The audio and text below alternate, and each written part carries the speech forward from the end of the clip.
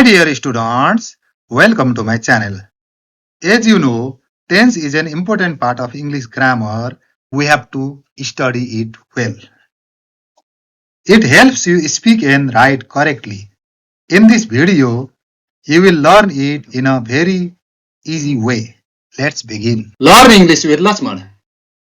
Learning tense in English grammar.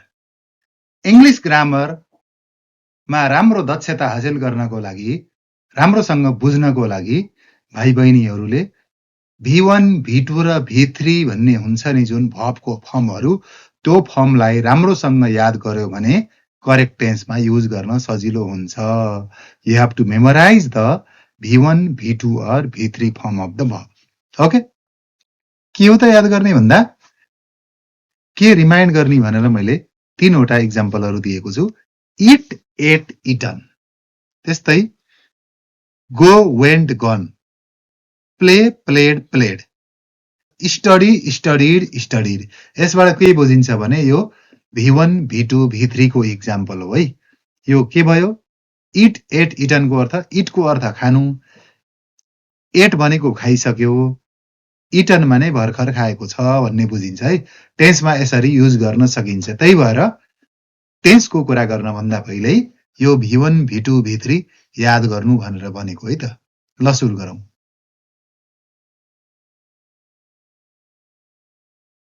Okay, let's start with simple present tense. Structure: subject plus V1 or V5 plus object.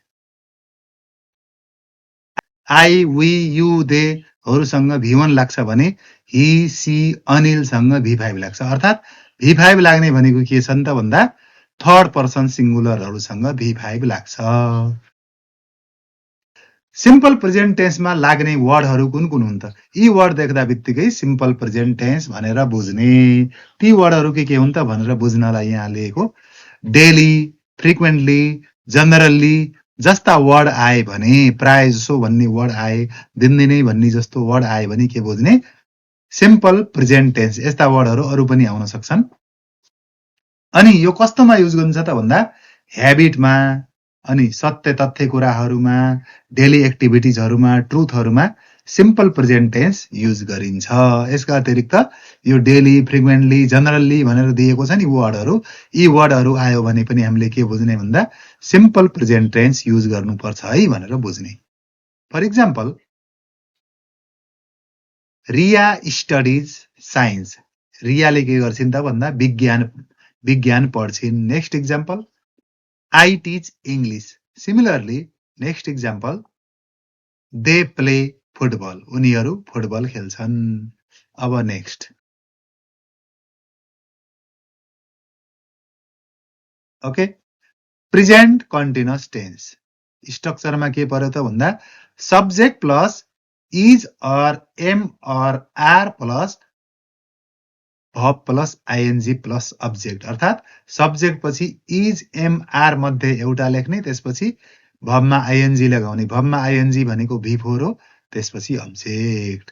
यसमा पनि अलिकति जान्नुपर्ने कुरा के छ भने इज केसँग लाग्छ त भन्दा ही, सी, इट अथवा कुनै पनि व्यक्तिको नामसँग इज लाग्छ. त्यस्तै एम आईसँग मात्रै लाग्छ र आर केसँग लाग्छ त भन्दा दे, रिता एन्ड रिया भन्नाले यो प्लुरल छ. सिमिलरली कमन एडभर्बियल्सहरू, यी वर्ड देख्दा बित्तिकै प्रेजेन्ट कन्टिन्युअस टेन्स हुन्छ है भन्ने खालका वर्ड के पर्यो त भन्दा now, at present, at the moment जस्ता वर्डहरू.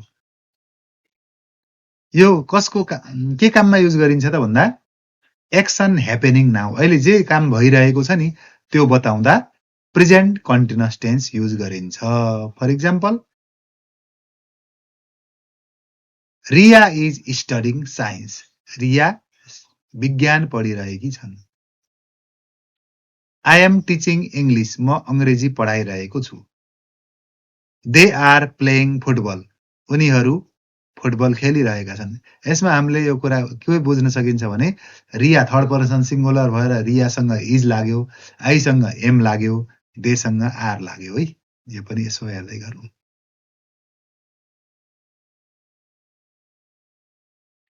अब present perfect tense subject plus has or have plus V3 plus object. यसमा पनि के हो त भन्दा थर्ड पर्सन सिंगुलर आयो भने सिंगुलर नाउन कुनै पनि मान्छेको नाम हि सी उनी तिनी जस्तो आयो भने ह्याज लेख्ने अनि प्लुरल वर्ड आयो दे आयो आई आयो यु आयो भने के गर्ने ह्याभ लेख्ने।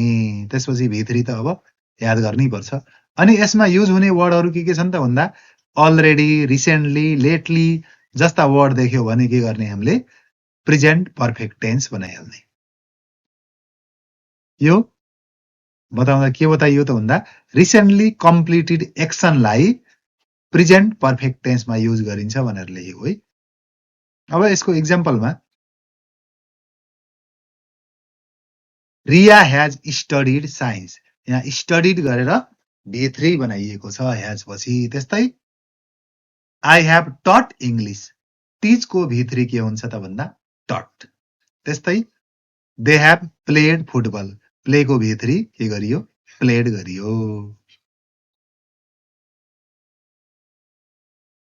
त्यस्तै किसिमले प्रेजेन्ट पर्फेक्ट कन्टिन्युअस टेन्स स्ट्रक्चरमा subject plus has or have plus been plus before plus object. ह्याज र ह्याभ केमा लगाउने मैले भनिसकेँ। अब यो action started in past still continuing भन्नाले पास्टमा सुरु भएको तर अहिलेसम्म चलिरहेको कन्टिन्यू चलिरहेको कामलाई अघिदेखि जारी भएको कामलाई के भन्ने त भन्दा प्रेजेन्ट पर्फेक्ट कन्टिन्युअस टेन्समा लेख्ने। अब इक्जाम्पल हेरौँ। इक्जाम्पल त जान्नुपर्ने हुन्छ। Riya has been studying science for 2 hours, रियाले साइन्स पढ्दै थिइन् 2 घण्टादेखि। फर 2 आवर्स नलेखेको भए भने यो टेन्सको रूपमा कम्प्लिट नै थियो, तर प्रायः जसो यस्तो यति समयदेखि भनेर मैले थपिदिएको इक्जाम्पलमा। I have been teaching English, यसमा ह्याज बिन अथवा ह्याभ बिन लगाएर आइएनजी लगाइदिएको छ। त्यस्तै they have been playing football. Similarly simple past tense भनेको कुनै पनि कुरा बितेको समयमा भएकोलाई सिम्पल पास्ट टेन्समा युज गरिन्छ। Subject plus V2 plus object. यसमा के देख्यो भने सिम्पल पास्ट गर्ने त भन्दा येस्टरडे देख्यो भने लास्ट डेसँग लास्ट विक लास्ट मन्थ पनि हुने भयो। त्यस्तै टाइम प्लस अगो, जस्तै 2 weeks अगो 2 days अगो 3 months अगो आयो भने के गर्ने त्यसमा पनि सिम्पल पास्ट अर्थात् subject plus V2 plus object गर्ने। कम्प्लिटेड पास्ट एक्सन त्यही कुरा भनेको बितिसकेको काम। अब यसको पनि इक्जाम्पल दिएको छु अलिकति। रिया स्टडिड साइन्स, रियाले विज्ञान पढिन्। आई टट इङ्ग्लिस, यो टट ऐ पनि टट बनाएको थिएँ नि मैले, किनभने यो टट टिचको V2 पनि टट हुन्छ V3 पनि टट नै हुन्छ। They played football. त्यस्तै पास्ट कन्टिन्युअस टेन्स स्ट्रक्चरमा के हुन्छ त भन्दा subject plus was were plus V4 plus object. यसमा वेयर भनेको प्लुरलहरूसँग अनि वाज आइसँग र अरू थर्ड पर्सन सिंगुलरसँग पनि वाज नै हुन्छ। कमन एडभर्बियल्स, अब यसमा के युज भयो भने हेर्ने त भन्दा देन आयो भने एट 2 PM अर्थात् टाइम आयो भने यस्टरडे लेखेर, अल यस्टरडे लेख्यो भने हामीले के बुझिन्छ त भन्दा पास्ट कन्टिन्युअस टेन्स गर्ने भन्ने बुझिन्छ। त्यस्तै action in progress in past भनेको विगतमा भइरहेको काम त्यही कुरा नै हो। अब यसको इक्जाम्पलमा रिया वाज स्टडिङ साइन्स। त्यस्तै किसिमले आई वाज टिचिङ इङ्ग्लिस, म अङ्ग्रेजी पढाइरहेको थिएँ। Similarly they were playing football, यसमा वाज र वेयर मात्रै युज भएको छ प्लस आइएनजी। अब next past perfect tense. Past perfect टेन्समा subject plus had plus V3 plus object हुन्छ। अब यो completed before another past action, कुनै पनि काम भन्दा पहिल्यै कम्प्लिट भइसकेको कामको लागि पास्ट पर्फेक्ट टेन्स युज गरिन्छ। यसमा ह्याड प्लस V3 लेखिन्छ, यो ख्याल गर्नुपर्छ। जस्तै इक्जाम्पलमा रिया ह्याड स्टडिड साइन्स, यहाँ ह्याड प्लस स्टडी भनेको भित्री राखिएको छ। त्यस्तै आई ह्याड टट इङ्ग्लिस, त्यस्तै किसिमले दे ह्याड प्लेड फुटबल, यो पास्ट पर्फेक्ट टेन्स भयो। अब पास्ट पर्फेक्ट कन्टिन्युअस टेन्स, यसमा subject plus had been plus V4 plus object, V4 भनेको आइएनजी हो, भाइ बहिनीहरूलाई थाहा नै छ। Continuous action before another past action, कुनै काम भइरहेको समयभन्दा पहिले भइरहेको थियो भनेर बताउनलाई। For example Riya had been studying science for 2 hours, 2 घण्टादेखि साइन्स पढिरहेकी थिइन् कुनै काम सुरु हुनुभन्दा पहिला। त्यस्तै I had been teaching English, म अङ्ग्रेजी पढाइरहेको थिएँ। They had been playing football, उनीहरू खेलिरहेका थिए। त्यस्तै किसिमले सिम्पल फ्युचर टेन्स, यसमा subject plus will or shall plus V1 plus object, shall अथवा विल यसमा युज हुन्छ फ्युचरमा। तर आजभोलि के छ त भन्दा स्याल र विलमा युज गर्दा स्याल भनेको आई र वीसँग, अरू सबैसँग विल युज गरिन्थ्यो। तर आजभोलि सबैसँग युज गर्न थालियो, स्यालको त्यति युज हुँदैन आजभोलि। यसमा टुमोरो भनेको भोलि, नेक्स्ट डे अर्को दिन, टुनाइट आज राति जस्ता कुराहरू सिम्पल फ्युचर टेन्स, भविष्यमा हुने कुराहरू, भविष्यको काम, फ्युचर एक्सन। यसमा इक्जाम्पल हेर्ने भने रिया विल स्टडी साइन्स, रियाले विज्ञान पढ्ने छिन्। आई विल टिच इङ्ग्लिस, मैले अङ्ग्रेजी पढाउनेछु। त्यस्तै दे विल प्ले फुटबल, उनीहरू फुटबल खेल्नेछन्। अब त्यस्तै next tense is future continuous tense. Structure subject plus will be plus V4 plus object, यसमा स्याल नलेखेको किनभने स्याल त्यति साह्रो युज हुँदैन भनेर स्याल पनि लेख्न मिल्छ बिल्दालाई। एट 2 PM टुमोरो भनेर फ्युचरको कुरालाई टाइम तोकेर दियो भने फ्युचर कन्टिन्युअस टेन्समा लेखिन्छ, अनगोइङ फ्युचर एक्सनको लागि। For example Riya will be studying science, Riya विज्ञान पढिरहेकी हुनेछन् फ्युचरमा, भविष्यमा। म अङ्ग्रेजी पढाइरहेको हुनेछु, I will be teaching English. They will be playing football, उनीहरू खेलिरहेका हुनेछन्।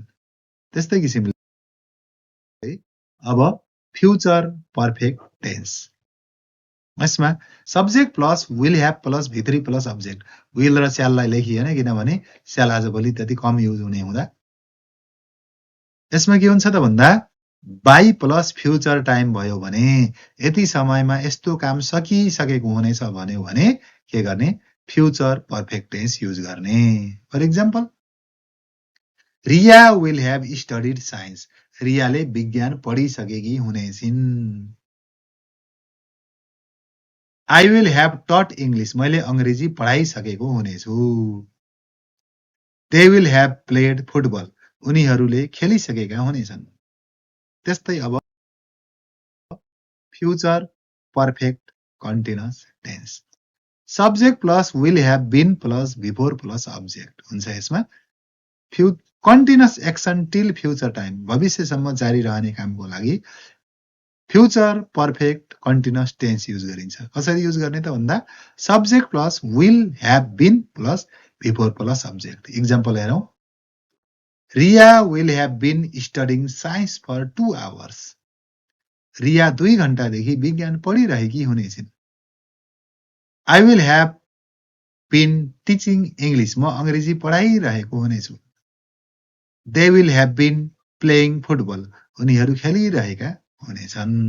If you found this video helpful, please give it a thumbs up and subscribe to my channel. Don't forget to turn on the notification bell so you will be updated whenever I upload a new video. Thank you.